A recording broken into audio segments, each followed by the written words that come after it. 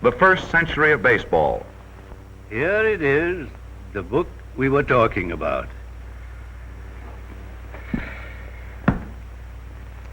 100 years.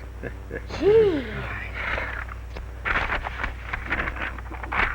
Now, the story of the first century of baseball is the game's birthday present to the fans that are counted by the millions and dedicated to the players of the past and to the force that is in the field today and to the legions that are to follow in years to come. For it celebrates the 100th anniversary of the American sport.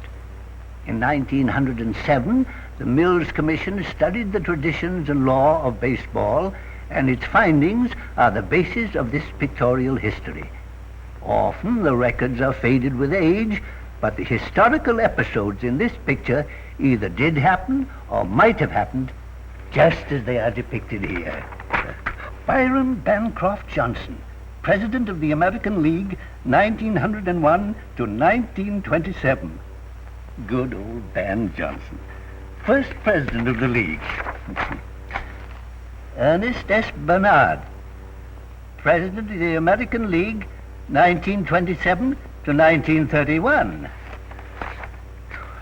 William Harridge, President of the American League since 1931. On behalf of the club owners, managers, and players of the American League, I welcome you all to our birthday party. Baseball is 100 years old, and I'm confident you'll all join with us in wishing our national pastime many happy returns.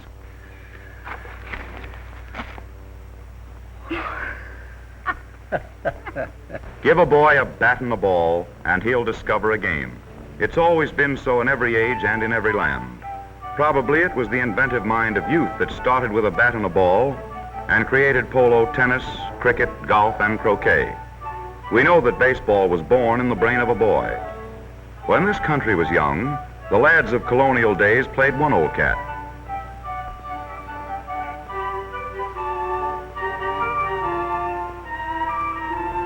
When two more boys, hearing the resounding crack of bat-meeting ball, joined the group, it was a simple matter to add another base or cat.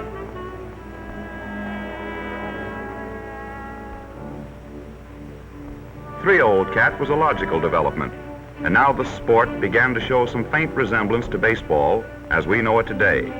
The rules were few and simple. The batter hit the ball if he could and ran for the cat. Other batters followed in regular progression until one was put out. He then went into the field and the other players all moved up one position. A batter was out if the ball was caught fairly on the first bound. The batter was out if he failed to hit a fair ball on 3 strikes. The batter was out if he was tagged by the ball before he reached the cat, or if he was hit by the ball thrown by a fielder before he got to the base. More than 100 years ago, town ball, so called because it was played on the commons in front of the town hall, was the popular game. The players chose up sides, and one side stayed at bat until there were 3 out. Each player had a fixed position. However, there could be any reasonable number from 7 to 12 on a side, and the old cat rule still prevailed, by which a runner could be retired by hitting him with the ball. It was here in the placid village of Cooperstown, New York, that the first rules of baseball, as we know it today, were formulated. And Cooperstown is rightfully proud to be acknowledged the cradle of the national sport. Proud of the boy who on a memorable afternoon in the autumn of 1839 laid the foundation for the game. With both the infield and the outfield crowded with players, and few of them assigned to any definite position, it was inevitable that there should be such collisions as this. What the game needed was a clear head to bring some order into the sport. Luckily enough, such a head was to be found right in Cooperstown, in the person of a young engineer named Abner Doubleday. At his suggestion, a team was limited to 11 players. The pitcher and catcher, 3 basemen, 3 infielders, and 3 outfielders. Of course, there have been many changes in the rules as the game developed over a century. But it was here in 1839, under Doubleday's leadership, that baseball first took form and became something more than a haphazard and disorganized recreation. The boy Abner was destined to win fame in quite a different field, for he was graduated from West Point, had a brilliant career as a soldier, and was buried in Arlington Cemetery in 1893 as a Major General of the United States Army. So from such a humble beginning has grown the most widely enjoyed game in the world, baseball. And just as it was invented by boys, so it is still played by boys. For in city parks, on country playgrounds, from coast to coast and from Cuba to Alaska, boys are still playing baseball, much as these boys played 100 years ago. Many a youth lays the groundwork for play that will thrill the thousands in later years when he battles for his school on the diamond. Baseball is taken very seriously in the high schools of many parts of the country, as shown by this parade, which preceded the finals for the Iowa State Championship, for which 570 high schools competed. It was won by Mason City High. This is one route open to the boy who seeks fame in baseball. It leads to a place on the high school team where competent coaches teach the rudiments of play and where competition is keen. It was from an Iowa high school that Bob Feller graduated into the American League. The next step for the aspiring youngster who wishes to combine baseball with an education is into the college game. These two nines represent the universities of California and of Michigan. It was the U of C that sent Sam Chapman to the outfield of the Athletics. The other route leads through the sandlots where past masters of the game pass on the lessons they have learned in Major League play. This is one of the 4 baseball schools now operating under the supervision of the major leagues that make professional instruction available to the sandlotter. The schools are in Chicago, Boston, Philadelphia, and Detroit. More than 220,000 boys were enrolled during the season. The instructors are forever seeking among the students in the schools another boy like Joe DiMaggio, who rose to fame from the sandlots of San Francisco. Gee, Gramp, I had no idea that a boy started baseball. And it's the boys that keep it going. Boys like you, Gramp? Boys like me. For when I get out to the park with a bag of peanuts, I'm a boy again, rooting for the club. Say, Gramp, why do they call it a club? Really isn't a club that anybody can belong to, is it? Oh, not anymore, but it was once, and the name is stuck to this day. Now, let's see. There they are. Don't they look funny? Who are they? Members of the first baseball club, the Knickerbocker Club, founded in New York City in 1845. The second great name in baseball was that of Alexander J. Cartwright, the moving spirit of the Knickerbockers, the first club, pictured here in the first uniforms ever worn by ball players. It was Cartwright who limited the game to 9 innings and also lengthened the distance between the bases to 90 feet to give the fielders a better chance to retire the runners.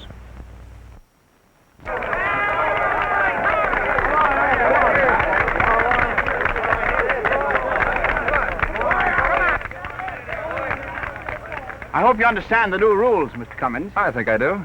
You'll have to stay within this square.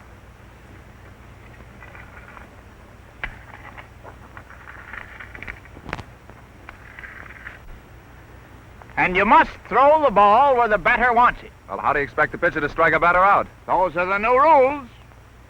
Commence playing. First batter. All right, pitcher. Put it right up here.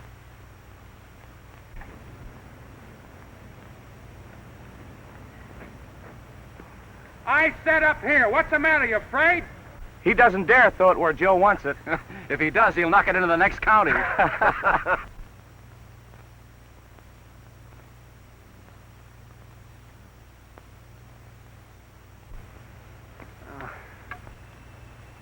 Second warning, Cummins.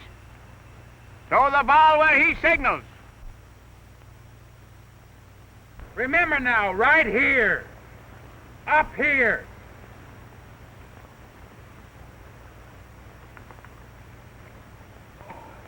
Third warning, Mr. Cummins. Batter, take your base.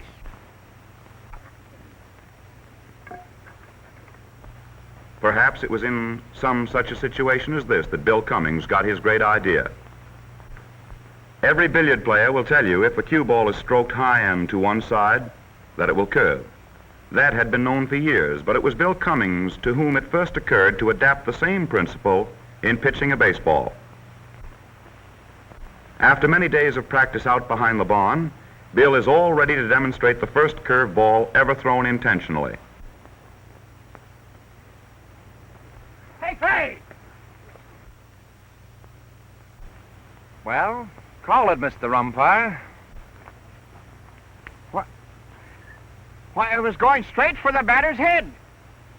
Yet it seemed to go over the plate. Mighty peculiar pitch. Never saw one like it before. But it's a strike. It's a strike, Cummins. That was nearly 70 years ago. Now let's see how pitching has been developed and refined by American League hurlers. Pitching is the first element of defensive play in baseball. It requires courage, power, control, speed. Speaking of speed, here's Johnny Allen, speedball artist of the Cleveland Indians, and his powerful pitching hand. Concealing the ball from the hitter and coaches is important, for the grip on the ball indicates the type of pitch being thrown. He grips the ball across the seams. It aids control and makes a sharper breaking curve. Let's watch Johnny Allen in action. Note that at the finish of his delivery, he strides to the proper fielding position. Ted Lyons, knuckleball expert of the Chicago White Sox, shows you his peculiar grip for his pitch. His fingernails dig deep into the seams. Emil Leonard, knuckleballer of the Washington Nationals, uses a different grip for his knuckler. Monty Stratton, top-notch twirler of the Chicago White Sox, uses his long arms to good advantage in his sidearm delivery. Stratton's knowledge of opposing hitters and his uncanny control have contributed much to his many victories. Spurgeon Chandler and Monty No-Hit Pearson, both of whom put plenty on the ball, discussed the art of curveball pitching. And this simple twist of the wrist is what does the trick. Chandler takes his stance with both feet in contact with the pitching rubber. He goes into his wind-up easily and secures proper coordination by allowing the pitching arm to follow his stride.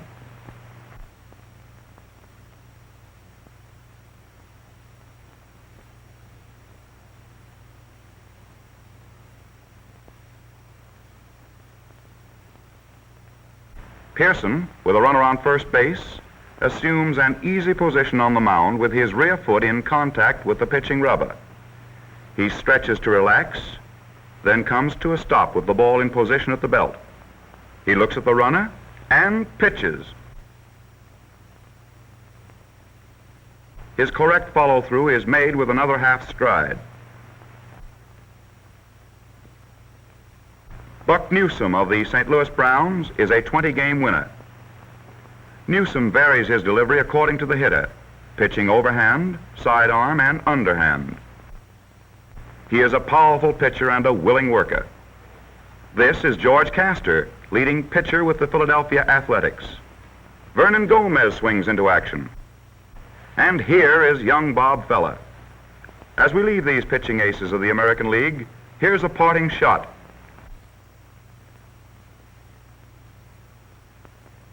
Zowie! Bill Cummings certainly started something, didn't he, Gramp? He sure did. At first, the batters were completely baffled.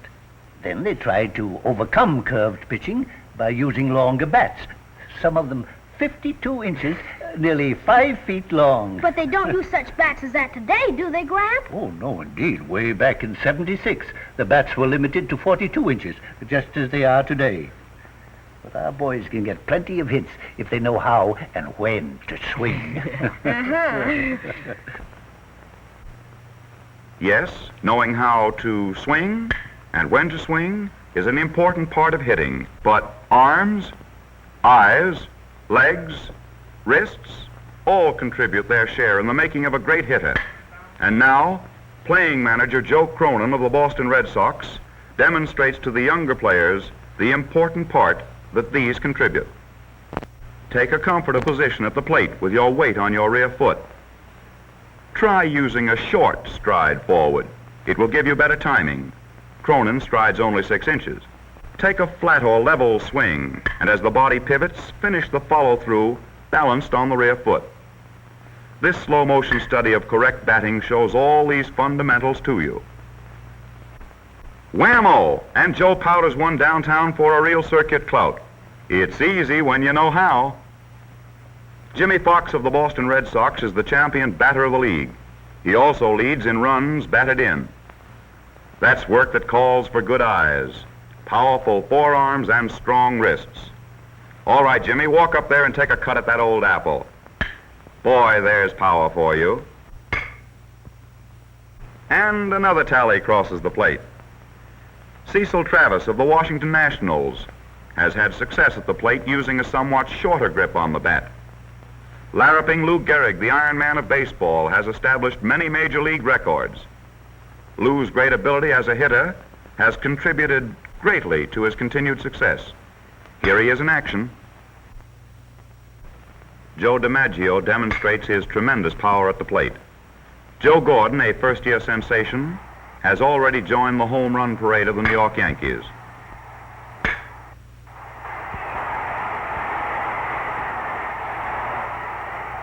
John Heath, outfielder of the Cleveland Indians, was runner-up for American League batting honors.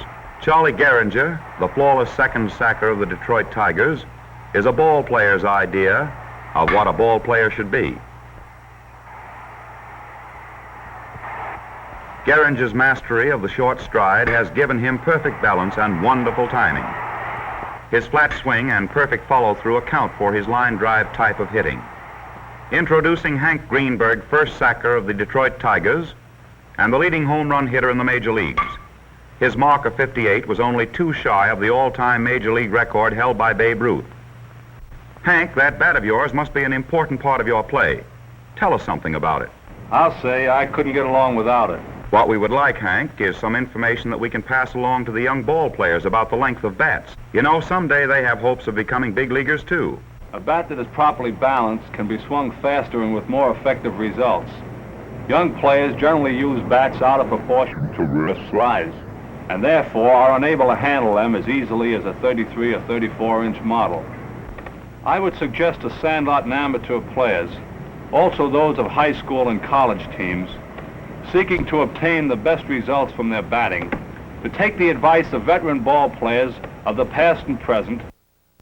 But the record of the Babe still stands unbroken. In addition to his ability as a great ball player, the Bambino was idolized for his sincere interest in youngsters. And as for his home run hitting, well, here was the answer. Father Time has again taken his toll, but time cannot erase Ruth's thrilling play from the record books of the game. In the old days, the fielders played without gloves. Without gloves? I should think they just about wrecked their hands. Oh, they were hard in those days. Why, the game was nearly 40 years old before the glove and the mask were introduced.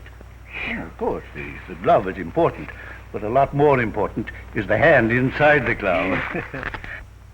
And speaking of hands, take a look at this one.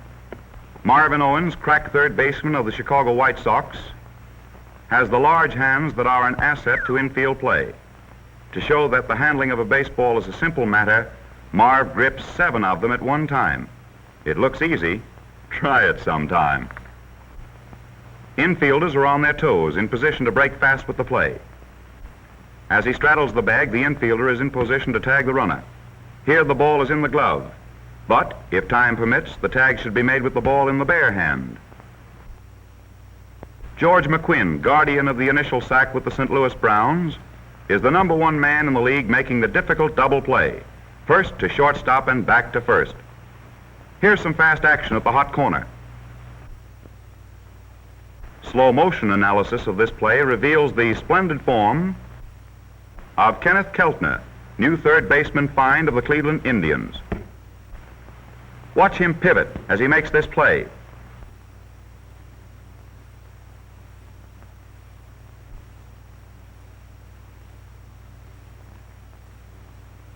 And watch him closely as he makes the most difficult of all plays at third. One-hand pickup of a swinging bunt, followed by the fast throw to first base. A sensational demonstration of form and grace. Remember, infielders, be on your toes.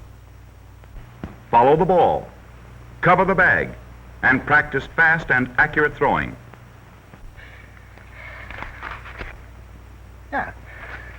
Another of the great ones of the past, Robert Addy of the Rockwood Club. What did he do, Gramp? Well, the story goes that he was on first base one day. Gramp is right. Bob Addy was one of the great ones because he, too, added something to the game.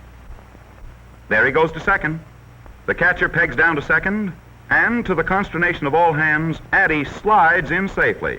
No wonder both players and spectators were amazed, for this was the first time anybody ever went into the bag in that unorthodox fashion. Since that day in the 60s, base running has developed into a fine art. But the belly whopper of Addy's time has given way to the graceful hook slide of today. In the hook slide, the knee is bent and the forward foot raised from the ground to prevent injury. When a batter reaches first base safely, he becomes a base runner. And now he breaks for second base. Watch him fade as he hooks to his right. This is a perfect slide. As he makes the hook slide to his left, he catches the corner of the bag with his toe. This is the correct position for the feet and legs in the stand-up slide. The stand-up slide is used when the base runner sees that a wild throw has been made. He is in position to advance the extra base. Here's speed, action, thrills. Bill Werber, sparkling performer on the baselines, has demonstrated these slides for you. Thanks, Bill. That was great. Spikes flashing in the sun. The swirl of dust. The breathless suspense. The decision. He's safe. That's base running.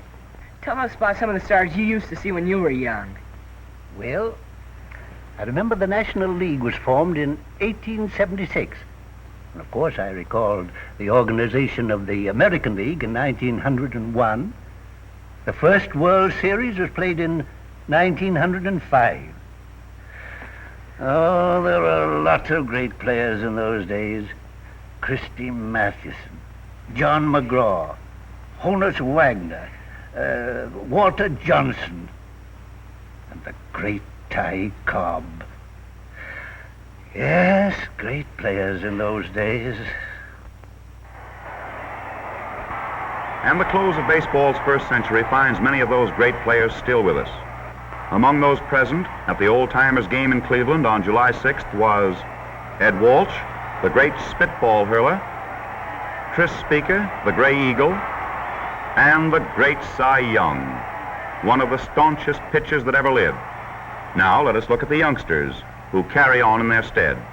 Here is young Bob Feller and Johnny Vander at the All-Star game at Cincinnati, where great throngs fill the stands for this annual contest of the stars of both leagues. The great Lefty Grove pitched in the game, and Vander, with his record of 2 consecutive no-hit games, was the starting pitcher for the National League. The umpires and players take their positions, and it's play ball as Mike Krivich lines out to Mel Ott in deep center for the first out of the game. DiMaggio scores for the American League, but victory rests with the National League by a score of 3-1. And the All-Star Series now stands, the American League Stars 4 victories, and the National League 2. Hi, Mac. Hi, Pete. Oh, yeah. I see you drew a walk early this morning. Yes, but I see you won the national award as the most popular right fielder in the big leagues. Nice going, Pete. Well, you've been doing a pretty good job yourself this year around first base for a freshman. Looks like you're going to be in the league a long, long time. I hope so. Every year, half a dozen youngsters are elevated to stardom by their outstanding play. For example, here is Joe Flash Gordon, the sensational young second baseman of the New York Yankees. Joe is one of baseball's few all-around athletes. In addition, he is an accomplished tumbler. But if Joe did any tumbling around the Keystone Sack during the past season, it certainly wasn't apparent to the opposing players. Joe came to baseball from the campus of the University of Oregon. Joe's modesty and sincerity has already won a well-deserved spot for him in the heart of young America. Luke Sewell, veteran backstop for the Chicago White Sox, has been an American League catcher since 1921. He is expert in handling young and ambitious players. Watch him as he takes care of this one. Lucky for you, I could stop as quickly as I did. You know, baseball is a great game, But you shouldn't play it in the streets. The first rule of baseball is to play it safely. No. Say, you're Luke Sewell, aren't you? Yes, why? Will you show me how to throw a ball to all the bases? I will if you'll promise me one thing. What? That you won't play ball in the streets anymore. Oh, all right. All right, come on. When George Washington crossed the Delaware en route to Trenton, he had little idea that his famous trip would be reversed by a namesake. But it was, for George Washington Case crossed over from Trenton on his way to the outfield of the Nationals. When asked recently to fill out a questionnaire, George named baseball as his only hobby. Well, that probably accounts for his hustling and aggressive play. He once joined Connie Mack's rookie school as a pitcher, but Connie advised him to shift to the outfield. Case took that advice and is proving to be one of the fastest men in the game. Introducing two former teammates on the Cleveland club and both residents of that city, Mel Harder, brilliant curveball pitcher of the Indians, and Joe Vosmick, hard-hitting outfielder of the Boston Red Sox. What do you say, Joe? You ready to go? Hi, Mel, old boy. How are you? Where you been? I've been waiting for you. Say, that's some pup you got there, Joe. Yes, it's spread a dog. What's her name? I call her Pepper. You think she'll make a good hunter? Well, she made a perfect point on a fly yesterday. Say, that's all right. How is she on retrieving? So far, she's retrieved everything out of the cupboard. Let's take her out somewhere and try her out. Let's go. Okay. Come on. It is altogether appropriate that in these informal shots of American League players, we should find a man named Castor casting. This promising young pitcher looked anything but that when he came up a few years ago. As a matter of fact, they say he didn't even have a wind-up when he broke into the game.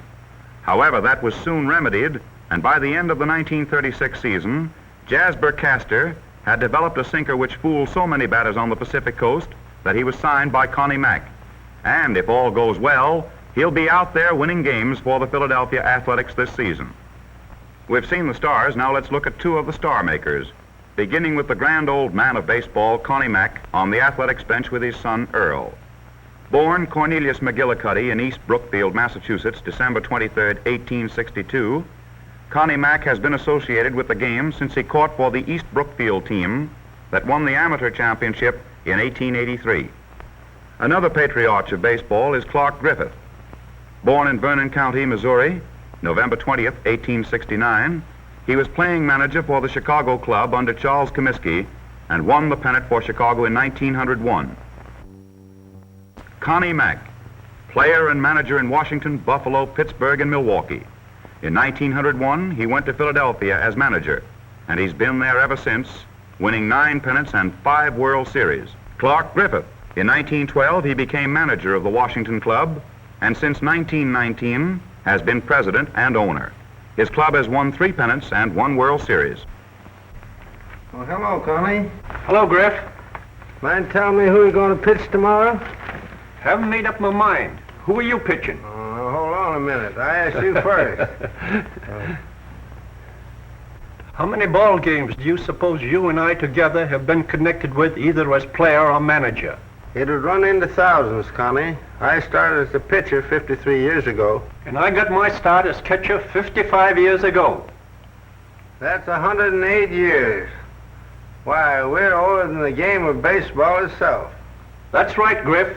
I was thinking the other day about the formation of the American League nearly 40 years ago. You and I were right there when it was started. You bet we were.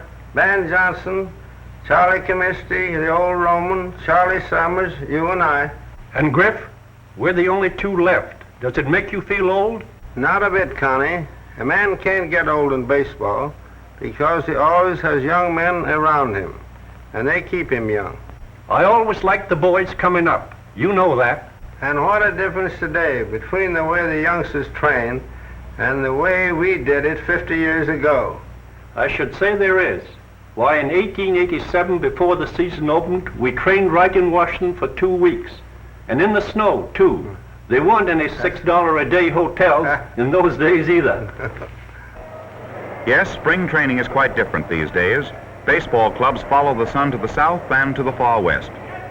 Here we see the Tigers hard at work during the first week at camp, as pitchers throw to limber up their arms for the exhibition games. Harry Heilman, four-time batting champion of the American League, visits with champ Gehringer. Del Baker, Detroit manager, is on the job, with his coach, Bing Miller, while a bit of kidding goes on during a practice game. Here's a son of a famous father, James C. Bagby, Jr., a chip off the old block. Herb Pennock instructs the Red Sox pitchers, while Stanley Harris, Washington manager, works with a newcomer. Colonel Rupert, owner of the New York Yankees, is an enthusiastic visitor in camp, while the team goes through a brisk workout with manager McCarthy at the helm during this strenuous rowing game. And here's a pepper game, with all hands working up a terrific appetite, but it takes off the pounds around the belt. Spring training has become an essential part of professional baseball, for it prepares and conditions the players for the full schedule of championship play. Championship play presents many thrilling moments when the umpire must make instantaneous decisions, calling the player either safe or out. Umpire Steve Basil invites you to be the umpire and decide some fast plays. Rosenthal drags a bunt. The slide to the bag, and what is he? The slow motion camera reenacts the play for you.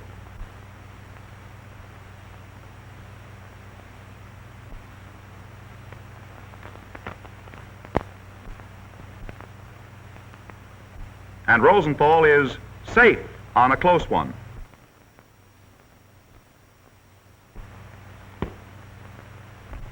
Here's a rundown play at second base. The ball is tossed back and forth. The runner breaks for the bag. What is he? Slow motion reproduction of the play gives you each detail.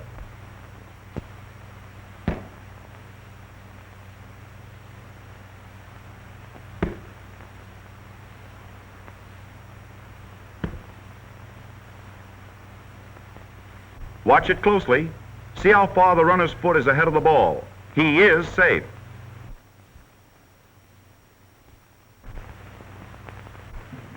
The catcher moves up to make the play. What is your decision? In this play, the umpire would rule both an interference and a balk on the catcher. The catcher commits the balk by moving out of the catcher's box and stepping over the plate before the pitch. He also interferes with the batter. The run scores, and the batter takes first base. The player rounds first. He's approaching second. Well, how about it? The throw from the catcher is high, a beautiful one-handed stab, and the slide. It's a close one, but he is safe. There's a ground ball to the first baseman. The pitcher takes the toss. He's well. What do you think? Keep your eyes on this play. It really is a close one. In fact, it's a dead heat, and the payoff is to the runner. He is safe. It is plays like those you have just seen, where inches may decide the game, that keep the umpires on the job. No, Oscar, you can't get away with that. For the first time in the 100 years of baseball, led his team to a third consecutive world championship. Joe McCarthy, manager of the world champion New York Yankees. The best and most efficient outlet for youthful energy is athletic sports. The quality, the future citizens of our country will be greatly benefited by the time and money spent in giving them proper outlets for physical activity in the form of neighborhood playgrounds and like recreational opportunities. It is for this reason that so much splendid work has been done in recent years in the education of our boys and girls outside of our schools and colleges by means of constructive forms of self-expression, the greatest being athletic sports, and baseball has played a prominent part in this field. I would say, give a boy a bat and a ball and a place to play, and he will make very little trouble for you. Thousands of eager fans wend their way through the turnstiles to witness baseball's annual climax, the World Series. Among those present were Walter O. Briggs, prominent industrialist and owner of the Detroit Tigers, and his son, Walter O. Briggs, Jr., Donald Barnes, president of the St. Louis Browns, and his daughter, Thomas Yawkey, ardent sportsman and owner of the Boston Red Sox, is an enthusiastic onlooker. And here is Judge Kennesaw Mountain Landis, High Commissioner of Baseball. While on the field before game time, Gabby Hartnett and Joe McCarthy are besieged by photographers. The great Dizzy Dean poses for us.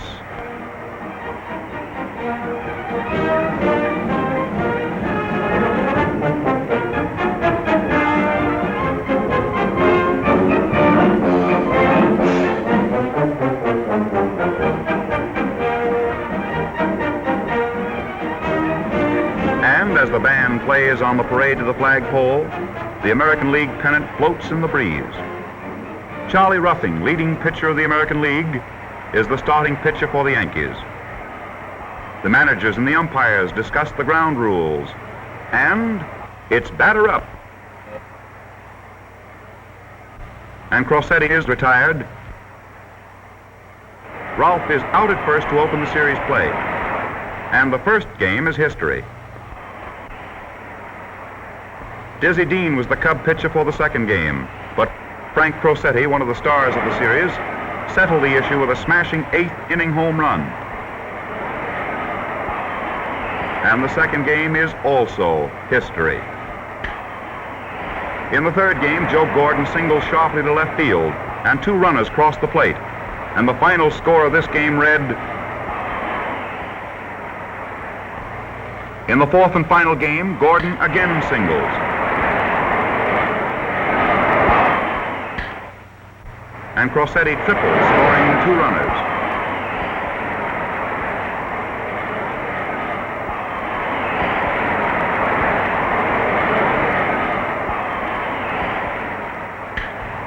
As the last Cub player is retired, another World Series becomes history. And the Yankees are the undisputed champions of the world. Gee, that was a short World Series, wasn't it, Graham? Those Yankees are a great ball club. It took them 4 straight. Well, boys, that's the story of that day in Cooperstown 100 years ago. 100 years. Gee, that's a long time. Yes, 100 years is a long time, but always in the future, as in the past, there will be boys coming up year after year to set new batting, new pitching, base running and fielding records. It's going to go right on, boys. This is only the first 100 years. This great game of baseball will go on forever. But our story comes to an end. So the American League has brought you the first century of baseball through the cooperation of the club owners and the players. And we will be back with you again next year to celebrate the 101st anniversary of baseball.